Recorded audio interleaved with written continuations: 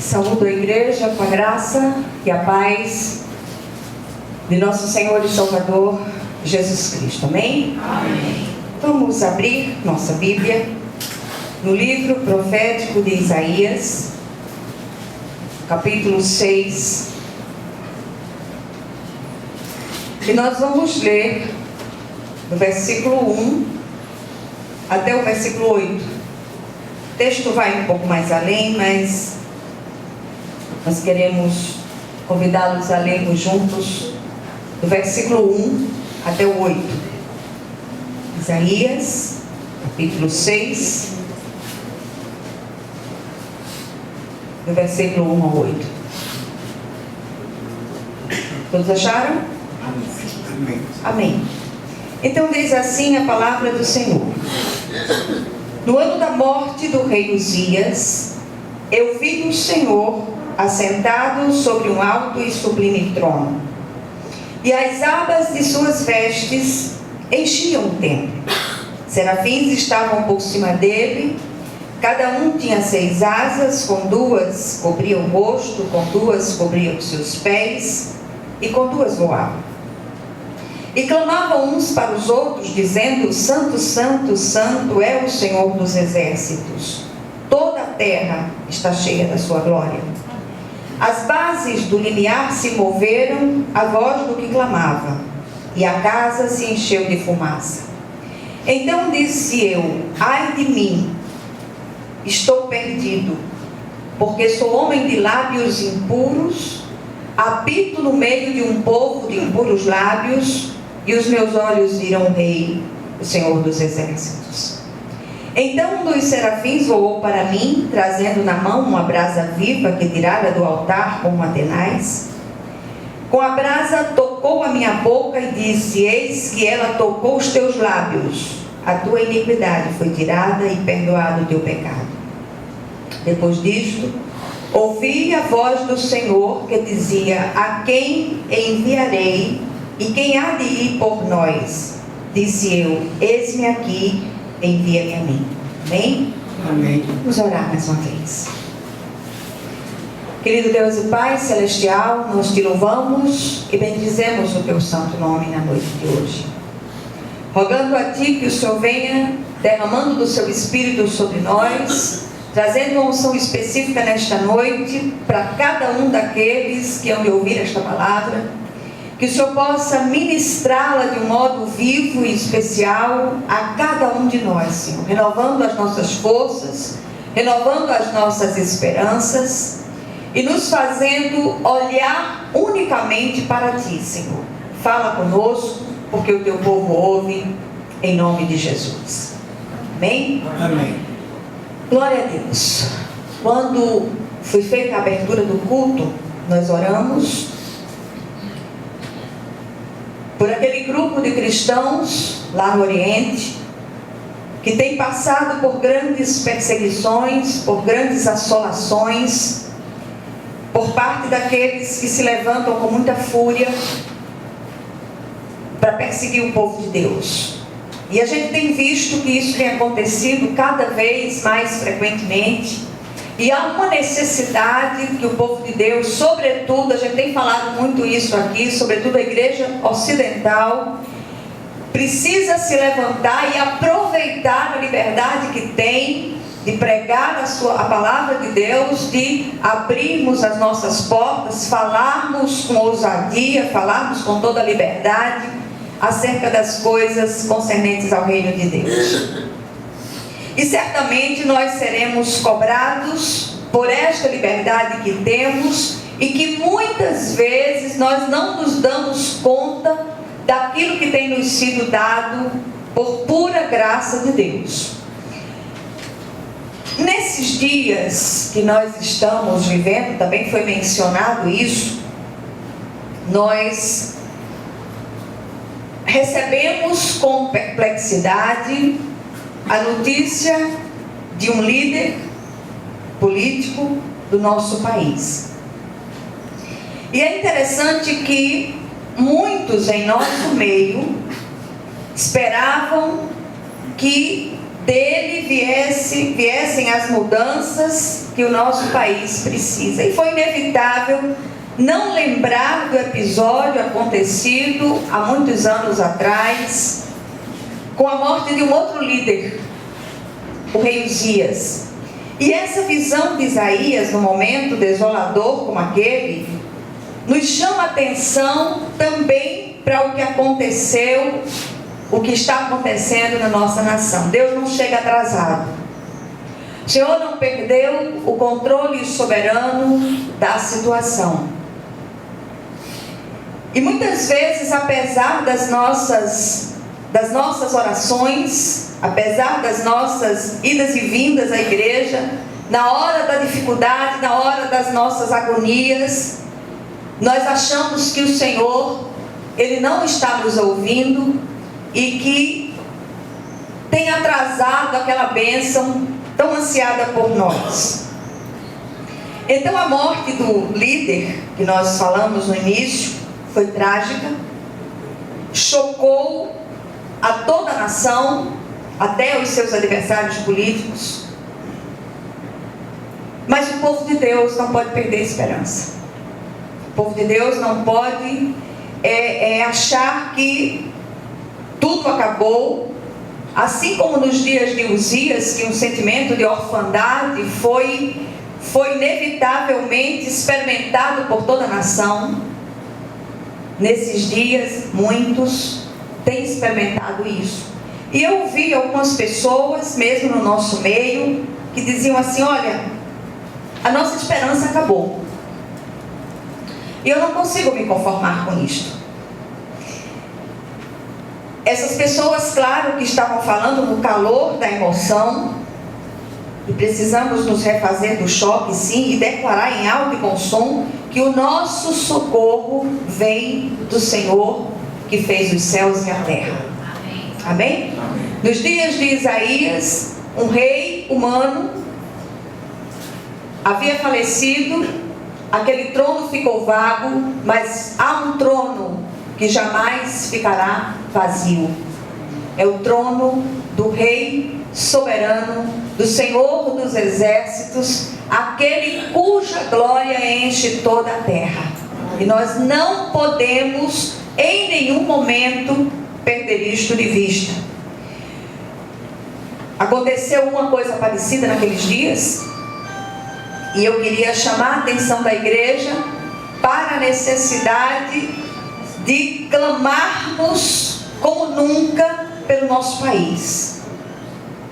O que nós podemos fazer efetivamente é orar, pedir a direção de Deus, não nos deixar agir pelo calor das emoções. Nós não podemos tomar decisões permanentes movidos por sentimentos fugazes.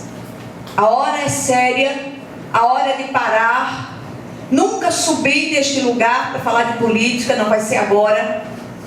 Mas é preciso que, como nação, nós clamemos, oremos. Isso me faz lembrar um outro profeta de Deus, que numa situação também dramática, levantou-se para orar pelo povo, o profeta Daniel. E ele faz uma oração linda, depois você pode ler no capítulo 9 do livro profético de Daniel. E ele clama ao Senhor, clama pessoalmente e clama também como nação.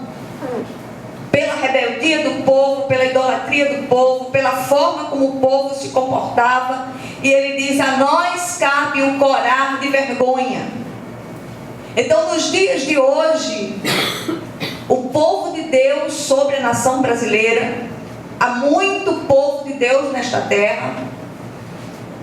É preciso parar de brigar, é preciso parar de fazer são tantas divisões, e que nós paremos e clamemos como povo de Deus aqui nesta terra. E que possamos dizer: Senhor, tem misericórdia de nós temos nos rebelado contra Ti. Que o Senhor ouça o nosso clamor, porque a nós cabe o corar de vergonha. Mas eu queria pedir que você deixasse a sua Bíblia aberta, que nós vamos voltar ao texto, A morte do rei Uzias nos traz algumas percepções, assim como trouxe ao profeta Isaías naqueles dias. Então a primeira percepção é a percepção da santidade de Deus. Isaías, naquele momento de dor, naquele momento de angústia, naquele momento de desespero e naquele sentimento de orfandade, ele parou e olhou para cima. Assim como nós precisamos parar e olhar para cima, olhar para o alto, para aquele que está assentado no alto e sublime trono. E o texto diz o seguinte, do versículo 1 até o versículo 3, a parte A do versículo: no ano da morte do rei Uzias, eu vi o Senhor assentado sobre um alto e sublime trono, e as abas de suas vestes enchiam o templo. Serafins estavam por cima dele, cada um tinha 6 asas, com 2 cobria o rosto, com 2 cobria os seus pés, e com 2 voava. E clamavam uns para os outros, dizendo: Santo, Santo, Santo é o Senhor dos exércitos. Nós muitas vezes temos perdido de vista a santidade de Deus. Nós temos a tendência de achar que o Senhor está apenas dentro das 4 paredes daquilo que nós chamamos de igreja, que na verdade é uma casa de oração. E esse texto, ele me chama a atenção, ele toca o meu coração de uma maneira especial. E nós precisamos buscar o Senhor, adorar ao Senhor na beleza da sua santidade, aonde quer que estejamos. Os serafins clamavam uns para os outros que Deus é santo, santo, santo, e o curioso é que esse é o único atributo de Deus que é mencionado, é declarado de modo tríplice. Que nós possamos olhar para a santidade de Deus, buscar a presença gloriosa de Deus, temer ao Senhor e adorá-lo onde quer que estejamos. Muitas vezes nós estamos num determinado lugar e achamos que por estar ali não há nenhuma presença de pessoas ligadas à igreja a qual frequentamos, então nós podemos fazer o que nós queremos. Não há um só lugar onde nós possamos nos esconder da presença gloriosa do Senhor. Não há um só lugar onde nós possamos estar que Deus não esteja. Só o simples fato de nós chegarmos a um determinado lugar, a vida de Deus chega junto, porque nós somos tabernáculos vivos da vida de Deus. A ideia principal aqui de santidade é separação. Deus não se mistura com o pecado. Ele é infinitamente grandioso e absolutamente santo. Por isso que nosso pecado sempre irá ofendê-lo. E uma coisa interessante acerca da santidade de Deus é que esta santidade avulta o nosso pecado. O Senhor é grandioso, o Senhor é santo, santo, santo, e o nosso pecado sempre irá ofendê-lo. Nossas mentiras, nossas atitudes dolosas, nossas atitudes imorais, nossas posturas impuras, nossas palavras frívolas, nossas rebeliões, nossos melindres e tudo mais que procede do nosso coração pecaminoso. O grande problema quando não contemplamos a santidade de Deus é que nos tornamos cínicos, religiosos de fachada, complacentes com o nosso próprio pecado. E quando nos falta a santidade, não podemos servir a Deus dignamente. Que o Senhor ele possa ministrar essa palavra. O pastor é sempre muito generoso comigo. Ele diz: naquilo que ela é deficiente, eu sempre insisto, em tudo eu sou deficiente. E eu queria muito muito que o Senhor, o Espírito de Deus, o Espírito dessa palavra, tocasse o seu coração de uma maneira especial, que essa palavra incomodasse o seu interior e você não saísse daqui da mesma maneira que entrou. Que esse não seja mais um dia de domingo, mais um dia em que nós viemos aqui para cumprir uma agenda. Nós não queremos cumprir uma agenda. Nós queremos nos prostrar diante da majestade do Senhor, porque onde há 2 ou 3 reunidos no nome do Senhor, ali Ele está presente. Eu tenho certeza absoluta da presença do Senhor neste lugar.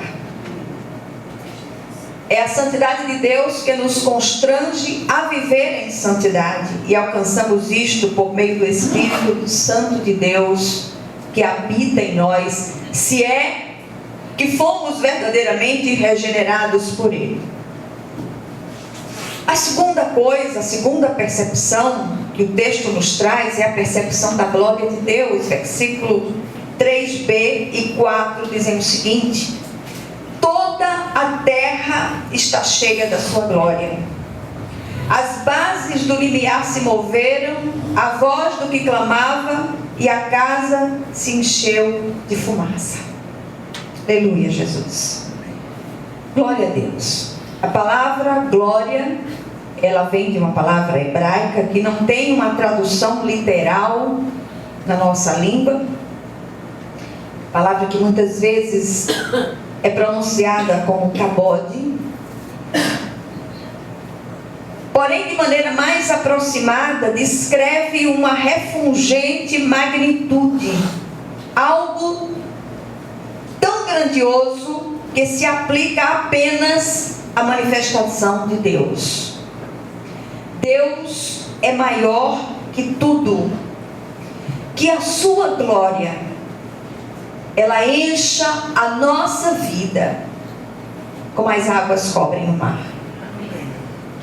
Que não haja um só espaço no nosso coração, que não haja um só espaço no mais interior do nosso coração que não seja preenchido por essa glória manifesta a partir do Deus Altíssimo.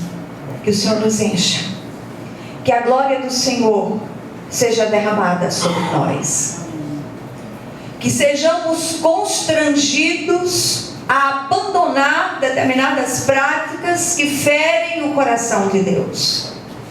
Que não haja espaço para mais nada em nós que não seja a presença viva do Espírito Santo de Deus. E quanto mais se aproxima aquele dia glorioso, quanto mais se aproxima o dia da segunda vinda de Jesus, mais há necessidade de buscarmos ao Senhor com toda a força do nosso coração. Que nós não nos contentemos com aquilo que nós já recebemos de Deus. Busquemos mais da presença do Espírito Santo. Que sejamos enchidos, que não haja lugar, assim como no passado os sacerdotes não podiam entrar no templo, porque a glória do Senhor enchia o templo e o templo se adensava de fumaça. Que esse templo vivo que somos nós seja preenchido assim para a glória de Deus. Amém. Eu queria chamar sua atenção que na dispensação da graça somos esses templos de Deus, e essa glória precisa nos encher e ocupar todos os nossos espaços, de maneira que não haja lugar para nada ou ninguém. E precisamos desejar ardentemente essa plenitude. Eu tenho pensado muito nisso nesses dias. O Senhor tem trazido ao meu coração uma santa compulsão por buscar mais dessa presença gloriosa. E eu, quando falo sobre isso, eu não estou falando de grito, eu não estou falando de histeria, mas eu estou falando desse poder que desce, desse poder que inunda, desse poder que nos dá ousadia para viver ou morrer por Cristo. Quando eu olho para aqueles cristãos do Oriente, Quando eu olho para aqueles homens e mulheres de Deus, cheios da glória de Deus, que preferem morrer por Cristo a negá-lo diante daqueles, eu coro de vergonha. Meu coração cora de vergonha. E às vezes eu digo, Senhor, se isso estivesse acontecendo aqui, no nosso país, como nós nos portaríamos? A terceira percepção que o texto de Isaías nos traz é a percepção do nosso próprio pecado. Isaías percebeu isso. Ele olhou para si mesmo, diante daquela visão tremenda que ele teve, diante da glória e da santidade de Deus, ele percebe o seu próprio pecado. E no versículo 5 ele diz: então disse eu, ai de mim, estou perdido, porque sou homem de lábios impuros, habito no meio de um povo de impuros lábios, e os meus olhos viram o Rei, o Senhor dos Exércitos. Aleluia. Quando alguém contempla a glória de Deus e tem uma percepção de sua santidade, o seu pecado, a sua miserabilidade, aflora de um modo irrefutável. E Deus quer mostrar a cada um de nós hoje a sua própria glória e santidade, mas precisamos nos preparar também para sermos confrontados com os nossos próprios pecados. Não se fala em pecado hoje, não é politicamente correto. Mas o Senhor Jesus, Ele não é politicamente correto. E quando o Espírito Santo nos convence do nosso pecado, devemos nos arrepender, confessá-lo e abandoná-lo. Desmascará-lo antes que ele nos desmascare. A santidade e a glória de Deus nos fazem enxergar o pecado como ele é, sem a máscara do politicamente correto dos dias atuais, ou a maquiagem das palavras que o banalizam como erro, deslize, tropeço, equívoco e tantas outras. Então eu queria chamar sua atenção hoje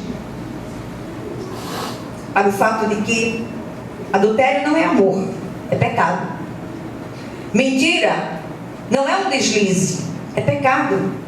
Não existe mentira pequena ou mentira grande.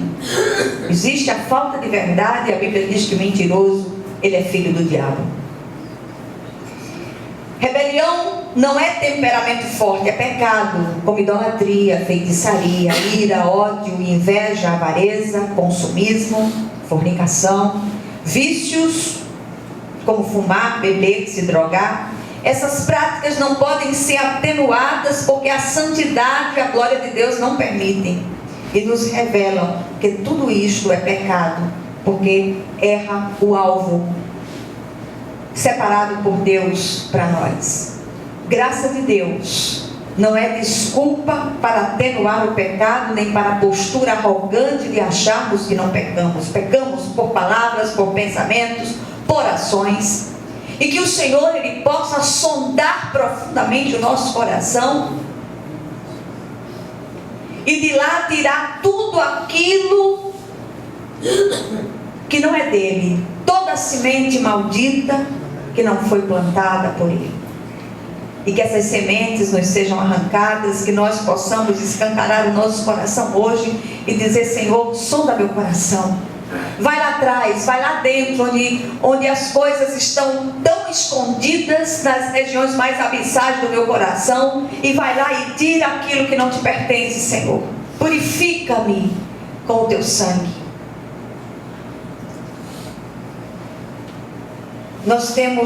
Todos nós temos marcas profundas em nossas almas.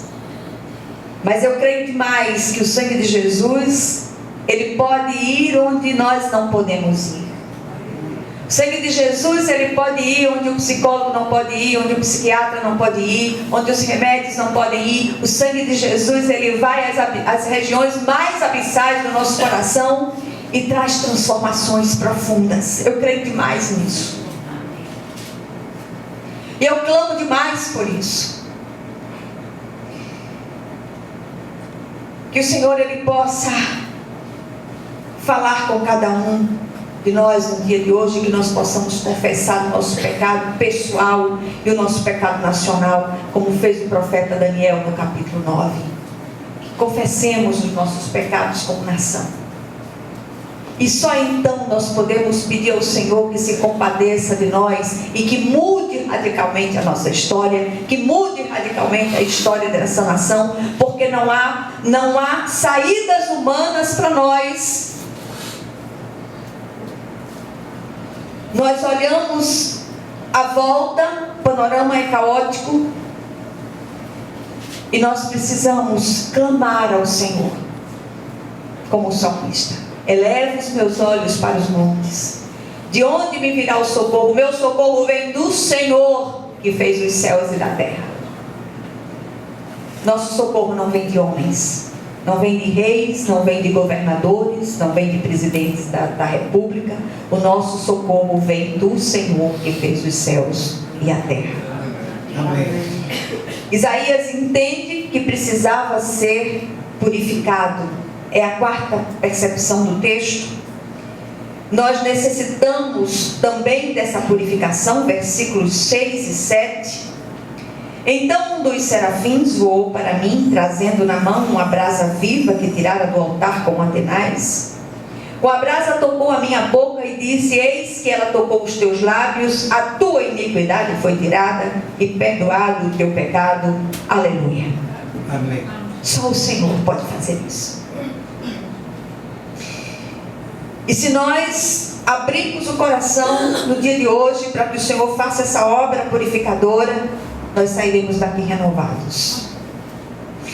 O texto se refere a serafins, classe especial de anjos. A palavra serafim vem do hebraico e significa consumir pelo fogo. Os nossos pecados precisam ser consumidos pelo fogo. E esses agentes purificadores de Deus, eles são liberados para fazer essa obra. E quando nos arrependemos, confessamos e abandonamos os nossos pecados, os agentes purificadores de Deus, eles entram em ação. Passamos por um batismo de fogo para que, à semelhança do ouro, sejamos purificados. Amém, Jesus. Essa ação de Deus sobre nós traz uma profunda certeza de que fomos purificados. É esse testemunho interno do Espírito Santo de Deus, que nós somos filhos, que nós somos herdeiros de Deus, co-herdeiros com Cristo, que fomos regenerados pelo Espírito de Deus. Nós precisamos desse testemunho interno do Espírito Santo em nós. Não há sensação mais agradável do que nos sentir zerados, perdoados pelo Senhor. Não importa o que fomos, não importa o que fizemos, quando o Senhor entra na nossa vida para regenerar, Ele faz uma mudança profunda e nunca mais seremos os mesmos. Pecado confessado ao Senhor debaixo de arrependimento é pecado perdoado. Pecado perdoado, pecado apagado. Que possamos desfrutar da liberdade de nossa nova condição, em nome de Jesus. E por último, Isaías, no meio daquilo tudo, no meio daquele caos que tinha se instalado na nação, com a morte daquele rei, com a visão impactante do trono de Deus, e depois dessas percepções todas, ele toma consciência do seu chamado. O que é que nós precisamos fazer? O que é que precisa acontecer para que nós tenhamos consciência do nosso chamado? O Senhor tem chamado homens e mulheres de Deus desta geração, desse tempo que se chama hoje, para pôr a mão no arado. E nós temos visto a dificuldade das pessoas de fazerem as mínimas coisas para Deus. Há tanta dificuldade, há tanto problema, não posso por isso, não posso por aquilo, e vai. Eu fico muito impressionada com isso. E Deus vai requerer de nós, porque nós temos liberdade e não temos usado essa liberdade para a glória do Pai. No versículo 8, diz o seguinte: depois disto, ouvi a voz do Senhor que dizia: a quem enviarei? E quem há de ir por nós? Disse eu: eis-me aqui, envia-me a mim. Será que hoje nós podemos dizer isso ao Senhor nas nossas orações particulares? Eu não vou constrangê-los a vir à frente e no emocionalismo dizer assim: eis-me aqui, Senhor. Mas eu queria que hoje, ao sair daqui, o Espírito de Deus incomodasse o seu coração, tocasse o seu coração de uma maneira irrefutável, e que você, diante dele, na presença do Senhor, sem as máscaras da religiosidade, você pudesse dizer: Senhor, eis-me aqui, envia-me a mim. Havia naqueles dias uma admiração e dependência quase idolátrica ao rei Uzias. E isto, de certa maneira, retardou o exercício do ministério profético de Isaías. Depois de sermos purificados, Deus nos chama através de inúmeros instrumentos para o seu serviço. E espera de nós respostas. O que temos respondido ao Senhor, o Senhor tem constrangido a muitos, e muitos têm dito: não é o Senhor que está me chamando, isso é coisa da minha cabeça.